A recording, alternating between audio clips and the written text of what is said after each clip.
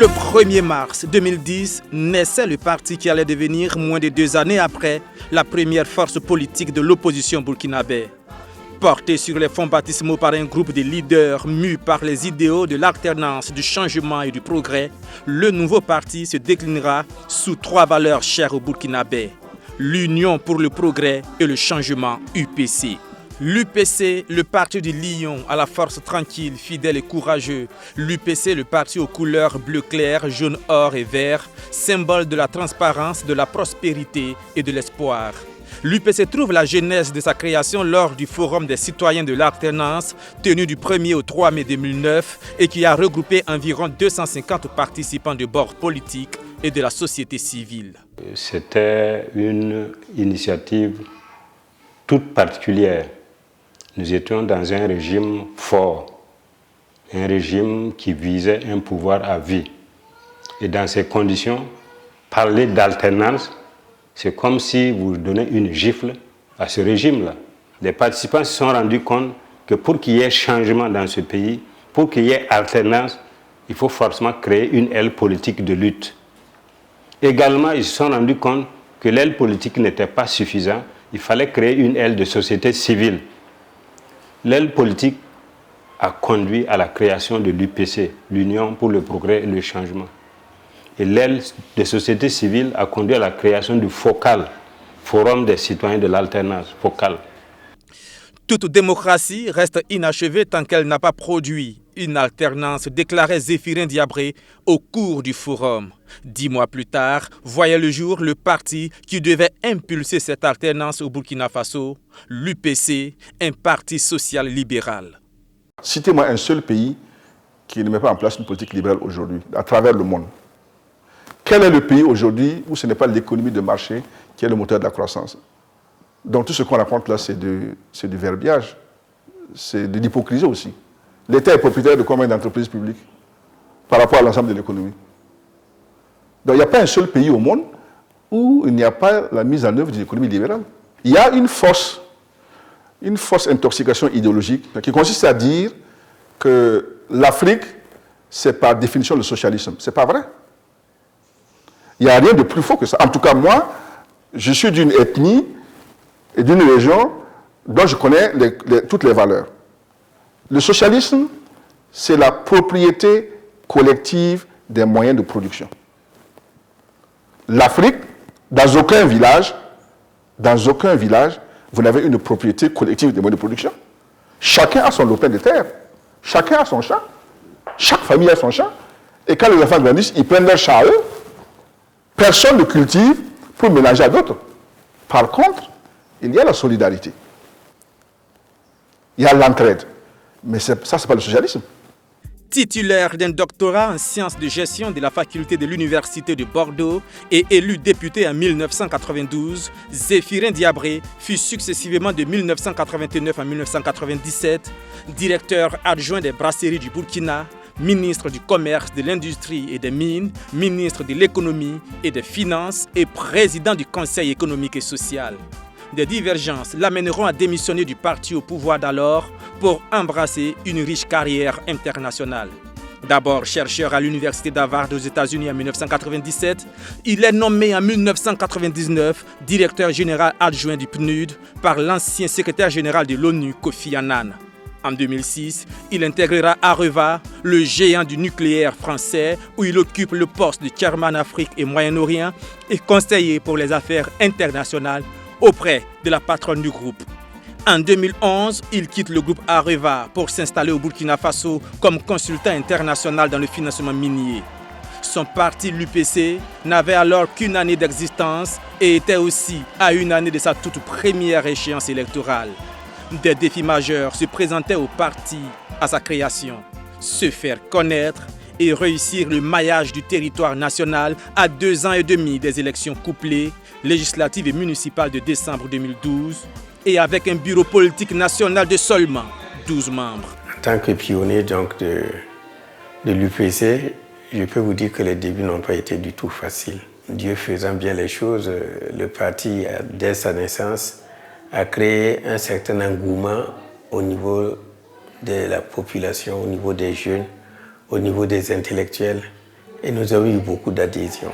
Nous avons commencé l'arborescence par la base, par les racines pour remonter. On a eu parfois le sentiment qu'il y a des gens, des correspondants qui s'asseyent sous un arbre, là ils appellent les enfants, ils demandent leur nom, ils remplissent quoi. Ils font du remplissage comme ça, comme dans toute enquête et statistique. Il y a une grande déperdition, donc c'est vraiment difficile. Voilà. Il fallait faire connaître le parti et connaître ses idéaux, faire connaître le leader, même le président Zéphiré, au Burkinabé. Je me suis entourée des camarades UPC qui étaient journalistes ou des militants vraiment qui avaient la motivation de travailler avec moi pour faire connaître le parti. N'ayant pas fait le journalisme, il fallait que je connaisse quels sont les organes de presse qui étaient sur la place. Donc avec ces camarades, nous avons répertorié tous les organes de presse, envoyé des correspondances pour leur dire voilà, il y a un parti politique d'opposition qui vient de naître et nous allons organiser une conférence de presse. Donc ça faisait partie de mes responsabilités, vraiment de montrer une autre image d'un parti politique d'opposition. Il fallait marquer la rupture. Voilà, donc c'était une grande responsabilité pour moi et comme le président m'a fait confiance et franchement, j'y ai mis toute la motivation et avec mes camarades, je pense qu'aujourd'hui, 10 ans après, il y a lieu d'être fier. Le jeune parti devait également se construire une base au sein de la jeunesse et des femmes, les plus grandes composantes de la population burkinabé. Et vous savez qu'à l'époque, beaucoup de jeunes ne s'engageaient pas en politique. Et comme on prenait le vrai changement, effectivement, les gens avaient soif du vrai changement. Ça fait que la jeunesse s'est beaucoup engagée auprès de l'UPC. Le deuxième atout, c'était le charisme du président. Le président Zéphiré Diabré incarne à lui seul le rêve de la jeunesse de voir un président diriger véritablement ce pays-là pour amorcer le développement. On a soif du développement.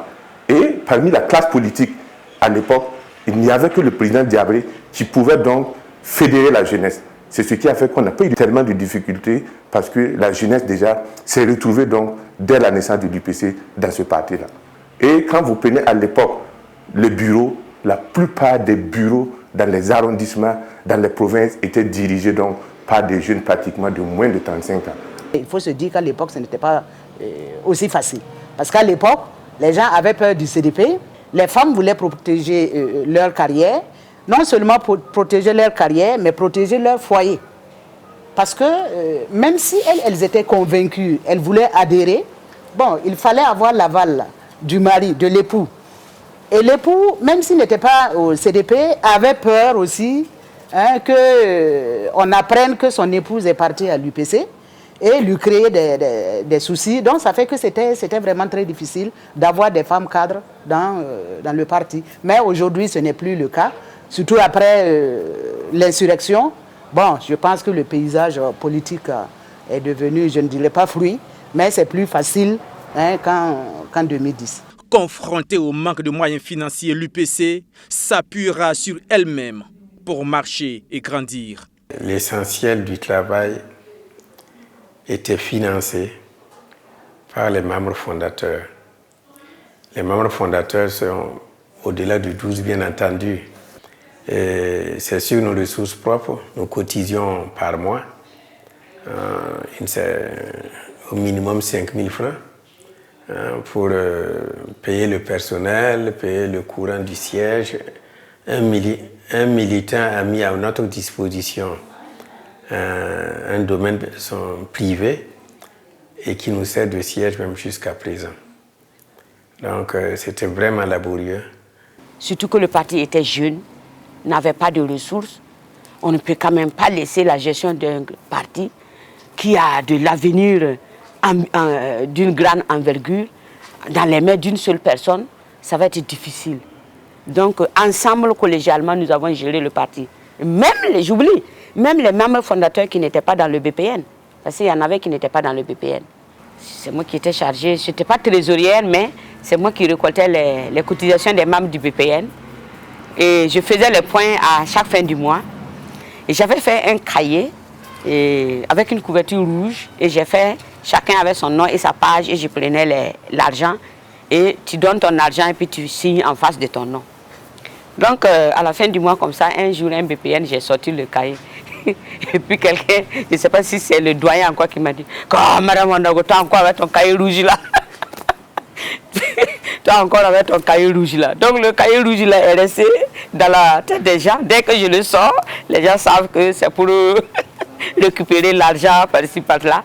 Et c'était très bien. Les membres cotisaient permanemment. Et dès qu'on devait faire face à un problème, on se cotisait pour faire face à ce problème-là. Aux élections couplées de décembre 2012, l'UPC crée la surprise générale en s'adjugeant 19 sièges à l'Assemblée nationale, 19 maires et plus de 1600 conseillers municipaux. Un record historique pour un parti d'opposition au Burkina. Devenu la première figure politique de l'opposition burkinabé, son président prend la direction du CEFOP, le chef des files de l'opposition politique. Je ne me considère pas comme un chef de quoi que ce soit, ou encore moins comme un messie qui vient régler les problèmes de l'opposition. Je vois mon rôle, tel que défini par la loi, comme celui d'une sorte de facilitateur qui organise le processus de concertation devant mener à la définition d'une position commune dont il se fait ensuite le porte-voix. C'est donc à l'opposition de savoir ce qu'elle veut, de l'exprimer et de s'organiser pour le traduire en acte. J'estime aussi que la responsabilité de chef de file de l'opposition, même si par définition elle incombe à un individu choisi parce qu'issu d'un parti victorieux, a de meilleures chances de conduire à une action efficace si elle s'exerce avec un certain degré de collégialité.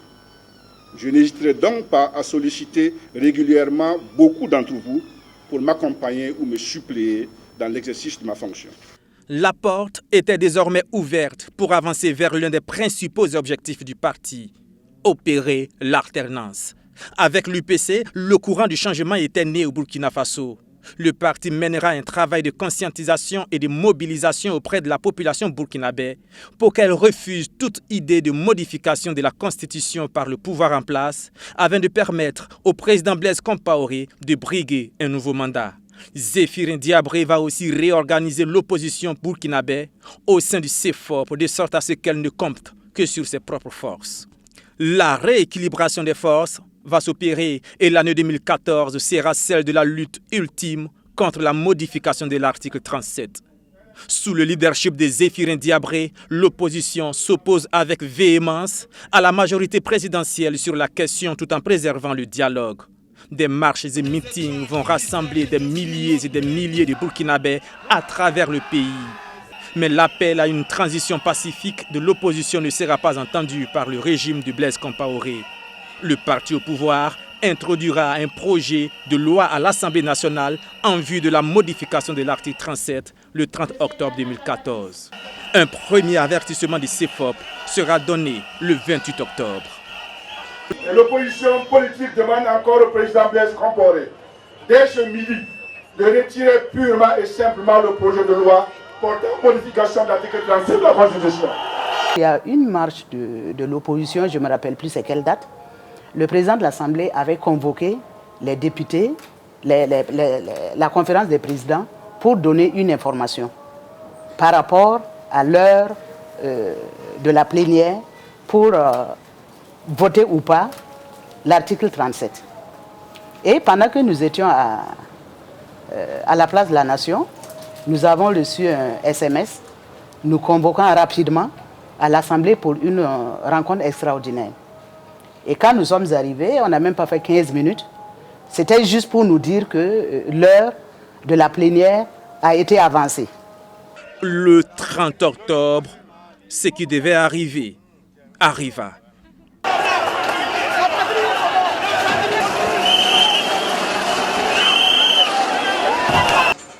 Il y a de cela quelques instants, l'opposition politique avait exigé le retrait pur et simple de la loi scélérate portant modification de l'article 37 et l'abstention du président Blaise Compaoré à toute initiative touchant à la Constitution. Depuis lors, les choses ont dramatiquement évolué. Les informations qui nous parviennent font état de ce que des dizaines de morts jonchent le territoire de notre capitale et le pays. Face à cette escalade barbare, l'opposition politique ici solennellement au nom du peuple, exige la démission pure et simple du président Blaise Compaoré.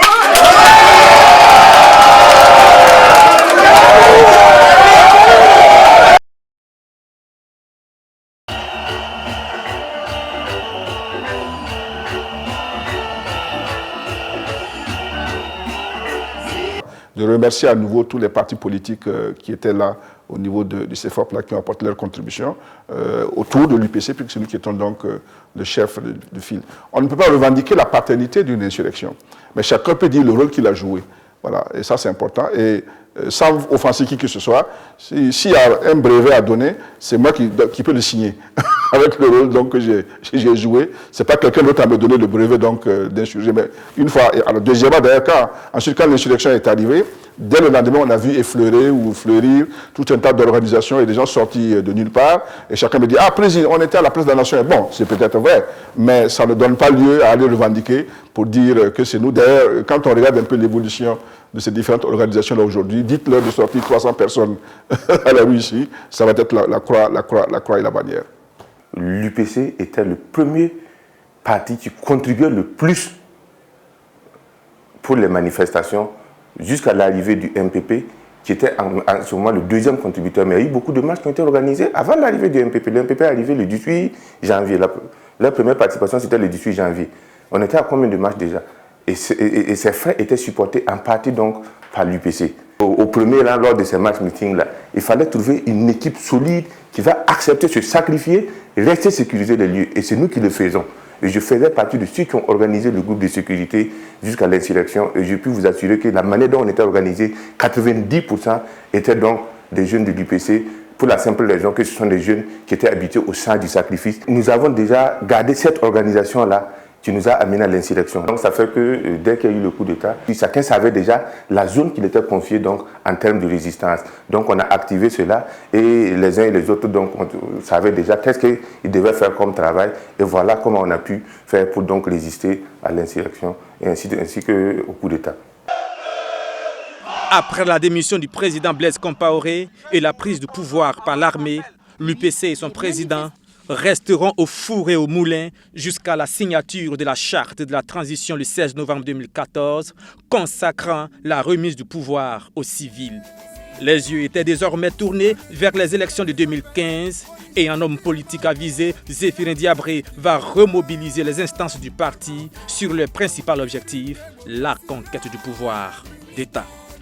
C'est la véritable question pour nous aujourd'hui, c'est de préparer les échéances à venir là et de nous inscrire de manière beaucoup plus importante dans la vie politique de notre pays. En juin 2015, Zéphirin Diabré sera investi candidat du parti à la présidentielle de novembre de la même année. Le scrutin sera couplé aux législatives. Le parti conduit par son président sillonnera les 45 provinces pour prôner l'option du vrai changement avec l'UPC. Les meetings organisés draineront des immenses foules de militants. Le meeting de Ouagadougou fera le plein du stade municipal. Chacune et chacun d'entre vous qui a fait ici le déplacement ce soir de manière volontaire, pas à cause d'un billet de 2000 francs, pas à cause d'un sac de sucre, pas à cause de billet de vie, pour montrer votre engagement, votre détermination, votre combativité à apporter le vrai changement au Burkina Faso le 29 novembre 2015. On va lancer un véritable plan Marshall pour Bobo Dioulasso. Le candidat de l'UPC était sans conteste l'un des grands favoris du scrutin. L'élection du 29 novembre se déroulera dans la tranquillité et la transparence. Le décompte des voix le lendemain donnera un avantage au candidat du MPP. En bon républicain, Zéphirin Diabré n'attendra pas la proclamation des résultats pour reconnaître sa défaite. Je viens d'avoir Roch au téléphone, donc je me déporte à son QG pour qu'en toute fraternité, lui présenter mes félicitations et on revient ici pour une déclaration. Une fois de plus, l'UPC venait d'envoyer un message de démocratie au peuple burkinabé et à l'Afrique tout entière. Je lui souhaite plein succès dans sa nouvelle mission. J'adresse mes sincères remerciements aux nombreux militants et sympathisants de l'UPC et aux membres de mon équipe de campagne pour tout le sacrifice qui a été consenti. Conformément aux principes qui ont toujours guidé mon engagement dans la vie publique, je ne ménagerai aucun effort pour continuer d'apporter ma modeste contribution à l'enracinement de la démocratie dans le Burkina Faso et pour le triomphe constant de la paix et de la stabilité. Que Dieu bénisse le Burkina Faso, je vous remercie. Malgré la défaite de son candidat à la présidentielle, l'UPC sort des élections de 2015 plus conforté que jamais. À la présidentielle, Zéphirin Diabré s'est positionné deuxième avec 29,65% des suffrages pour sa première participation à une élection présidentielle. Le parti obtient également 33 sièges de députés sur les 127 à pourvoir. L'UPC confirmait une fois de plus sa place de deuxième parti politique du pays. Et alors que plusieurs analystes politiques s'attendaient à ce que le parti rejoigne le MPP pour une large majorité présidentielle, la décision de l'UPC créera la surprise générale. Nous sommes un parti démocratique. On a réuni le bureau politique national et la majorité s'est dégagée que l'UPC, en tout cas, ne partait pas avec le MPP pour former une coalition gouvernementale. Je pense que ce n'était pas une mauvaise chose. Un pouvoir fort doit avoir une opposition forte. C'est cet équilibre-là qui permet donc de ne pas faire trop de dérives. C'est les maillons faibles qui sont partis pour essayer de grappiller quelques miettes. Donc, en étant dans l'opposition, au moins l'UPC fait porter la voix de l'opposition et les gens écoutent. Donc, je pense que ce n'est pas une mauvaise chose. Lors des élections municipales de mai 2016, Zéphirin Diabré battra campagne auprès des candidats de l'UPC. Le parti va obtenir plus de 3000 conseillers municipaux, 35 maires, dont 5 dans la capitale, Ouagadougou. L'UPC n'avait que 6 ans d'existence, mais les lions rugissaient déjà partout au Burkina Faso et même hors du pays. De nouveau dans l'opposition, mais cette fois-ci avec l'ancienne majorité présidentielle qui l'a combattu hier sans rancune. Le président de l'UPC, en tant que chef des files de l'opposition, finira par donner à l'opposition la place qui lui revient dans le débat démocratique. Elle faisait désormais figure de contre-pouvoir. À 2 reprises, elle envoyera un signal fort au pouvoir en place sur sa manière de gouverner. En effet, depuis l'avènement du MPP au pouvoir, le pays sera plongé dans une morosité économique et dans une insécurité sans précédent. La situation est dénoncée à plusieurs reprises par l'UPC. L'échec que nous vivons dans ce domaine-là, il est d'abord de la responsabilité du MPP et de ses alliés. Car c'est à eux que les Burkinabés ont confié leur pays. Et c'est leur incapacité et leur incompétence qui nous a menés là où nous sommes aujourd'hui. L'UPC témoignera à maintes reprises sa solidarité aux populations et aux forces de défense et de sécurité qui paient le lourd tribut de l'insécurité. Les élections de 2020 restent en ligne de mire et pour l'Union pour le progrès et le changement, c'est l'occasion pour redonner le sourire aux Burkinabés. Seul l'UPC peut faire face à cette crise-là. Le président Zéphirin Diabré est au-dessus de toutes les mêlées. C'est celui qui est au-dessus de toutes les mêlées et qui est capable de poser des bases solides pour la réconciliation nationale. Parce que celui d'à gauche, il va l'amener, celui d'à droite, il va l'amener. Et ensemble, nous allons travailler à ce que les gens s'entendent pour qu'il y ait la paix véritable au Burkina. Nos cultures, nos valeurs, notre histoire sont des héritages et des trésors sur lesquels nous devons nous arc-bouter pour trouver un peu la vision de développement que nous voulons donc pour l'avenir. Et ça, c'est l'endroit où nous irons chercher un peu des ingrédients pour faire en sorte qu'il en soit ainsi. Ça se décline en un certain nombre de politiques. D'abord que nos valeurs culturelles, nos langues, nos traditions soient bien comprises. Elles peuvent être réformées s'il y a des aspects négatifs, mais qu'elles fassent partie de notre quotidien. Et ça, on l'a perdu. Que des notions importantes comme le rôle de la famille, le rôle du père, le rôle de la mère soient bien décrites. Que l'éducation que nous donnons à nos enfants intègre ces valeurs quand elles sont positives, parce qu'elles ne sont pas tout le temps. Quand elles sont positives, et qu'elles soient un facteur d'émancipation et non un facteur de régression. Que le rôle de la femme, qui n'est pas négatif dans la société africaine, là, soit revu en bon temps. Il y a toutes ces choses-là qu'il faut qu'on revoie et qu'on reparte donc à nos sources pour faire en sorte qu'on puise là les éléments qui vont nous permettre d'affronter les défis d'aujourd'hui et de demain. Le processus électoral est enclenché, mais bien avant, l'UPC, de concert avec les autres partis de l'opposition, a dû contraindre le pouvoir en place à un dialogue politique dont la quintessence s'est résumée autour du code électoral, de la réconciliation nationale et de la situation de la nation. Au moment où elle se prépare à affronter les élections de 2020, l'UPC a 10 ans de vécu sur la scène politique burkinabé. 10 ans de combat pour le vrai changement, mais aussi 10 années à résister aux intrigues et manœuvres d'officines politiques avec pour seul dessein de fragiliser le grand parti qu'elle est devenue. Sa dernière crise remonte à octobre 2017 où 13 députés frondeurs ont décidé de quitter le groupe parlementaire du parti sans pour autant démissionner du parti. Mais l'UPC sortira de cette crise plus soudée que jamais. Les militants et sympathisants finiront d'être convaincus qu'ils sont sur la voie de l'intégrité et éclairés par un leader qui les mène sur les chantiers du progrès. Ils le lui témoigneront lors du congrès de juillet 2018, à l'issue duquel Zéphirin Diabré est plébiscité de nouveau par ses camarades comme président du parti. La bataille pour les élections de 2020 venait aussi d'être lancée. Dans le contexte théorique, on peut penser qu'il devrait venir en tête à plusieurs niveaux, être au deuxième tour de la présidentielle, c'est un minimum, et venir en tête des législatives également, en tant que première force de l'opposition politique. Mais tel qu'on apprécie à l'heure actuelle, on pense qu'il y a une sorte de nivellement au sommet parmi les partis des têtes, entre le MPP, l'UPC et le CDP. Et il ne faut pas négliger non plus les forces moyennes des partis politiques qui vont donc s'agréger à l'un ou l'autre des partis majeurs et créer une sorte de rapport de force. Donc, est-ce qu'à ce niveau, l'UPC a travaillé pour s'attirer d'autres partis moyens? Je ne peux le dire exactement à l'heure actuelle.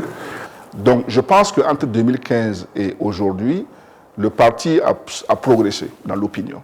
Est-ce que ça suffit pour passer au premier tour? On le verra bien. Mais si tel n'est pas le cas, il va falloir qu'il y ait d'autres forces politiques qui viennent et qu'ensemble, on puisse donc réaliser l'alternance. Il se trouve qu'au sein de l'opposition actuelle, il y a d'autres forces politiques qui, elles aussi, ambitionnent. Nous pensons que leur appoint, leur apport, peut être utile pour que l'UPC, à ce moment-là, puisse savoir de quoi faire une majorité. Mais ce n'est pas gagné. Il ne faut pas donner un message de complaisance. Ça demande du travail, ça demande des efforts, ça demande surtout un travail d'implantation au niveau des villages et des communes. Ça demande que nous continuions à recruter des responsables, des leaders qui ont du poids par eux-mêmes, qui ont du poids social par eux-mêmes et qui sont capables de nous amener l'électorat. Parce que les gens ne votent pas les programmes, malheureusement, en Afrique. Ils suivent des gens pour voter. Dans la perspective des élections de 2020, la direction du parti entreprendra des tournées dans les 45 provinces du Burkina et dans les pays de la sous-région pour aller à la rencontre des structures de base nouvellement installées. L'UPC est depuis 2017 membre du réseau libéral africain et de l'international libéral. Ses chances restent entières pour briguer la magistrature suprême lors du scrutin du 22 novembre 2020. À tous les militants et militantes et sympathisants de notre parti, bien entendu, je souhaite un très très heureux anniversaire. La question n'est pas de savoir si nous allons diriger ce pays-là, la question est de savoir quand et comment et par quel chemin. Inch'Allah, peut-être que 2020, on souhaite bien, est une occasion que nous pourrons attraper. UPC, c'est la solution pour le vrai changement. UPC, c'est la solution